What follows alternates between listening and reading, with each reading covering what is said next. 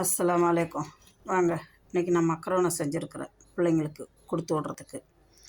மக்ரோனை செய்கிறதுக்கு ஈஸியான பொருள் மட்டும் நான் சொல்கிறேன் பாருங்கள். 2 டமாட்டோ பேஸ்ட் எடுத்துருக்குறேன். அப்புறம் 2 வெங்காயம், கொஞ்சம் இஞ்சி பூண்டு பேஸ்ட்டு, கொஞ்சம் மிளகாத்தூள், கொஞ்சம் மிளகுத்தூள், கொஞ்சம் மஞ்சத்தூள், தேவையான அளவு உப்பு. வெங்காயத்தை நல்லா வதக்கி விட்டுட்டு, நல்லா சிவப்பாக ஆகக்கூடாது, கண்ணாடி பதம்னுவாங்களே, கண்ணாடி பதம் வரவும் டமாட்டோ பேஸ்ட்டு போட்டுருங்க. இஞ்சி பூண்டு பேஸ்ட்டையும் போட்டு மிளகாத்தூள், மிளகுத்தூள், மஞ்சத்தூள் போட்டு விட்டு ஒரு 2 நிமிஷம் வதக்கி விட்டுட்டு அப்புறம் தண்ணியை ஊற்றுங்க. தண்ணியை ஊற்றிட்டு தேவையான அளவு உப்பு போட்டு உப்பு பாருங்கள்.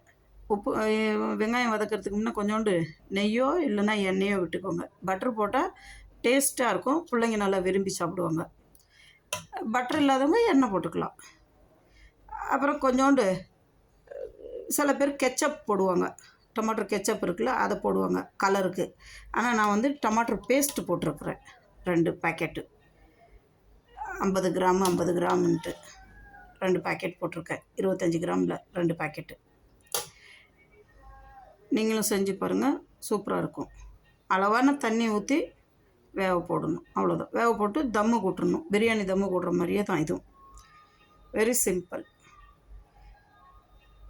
இஞ்சி பூண்டு பேஸ்ட்டு இப்பயும் சொல்கிறேன், இஞ்சி பூண்டு பேஸ்ட்டு, 2 வெங்காயம், 2 டமாட்டோ பேஸ்ட்டு, கருவேப்பிலை, கொத்தமல்லி தழை, காரத்துக்கு ஏற்ற மாதிரி கொஞ்சம் மிளகாத்தூள், கொஞ்சம் பெப்பர் பவுட்ரு, கொஞ்சம் மஞ்சத்தூள், தேவையான அளவு உப்பு, கொஞ்சம் எண்ணெய், அவ்வளோதான். இன்ஷா அல்லாஹ் நீங்களும் செஞ்சு சாப்பிட்டு பாருங்கள், சூப்பராக இருக்கும். பிள்ளைங்களுக்கு ரொம்ப பிடிக்கும். ஏன்னா இதில் மசாலா கிடையாது, பார்த்திங்களா? மசாலா இல்லாமல் இருக்கிறதுனால பிள்ளைங்களுக்கு நல்லா இஷ்டம்.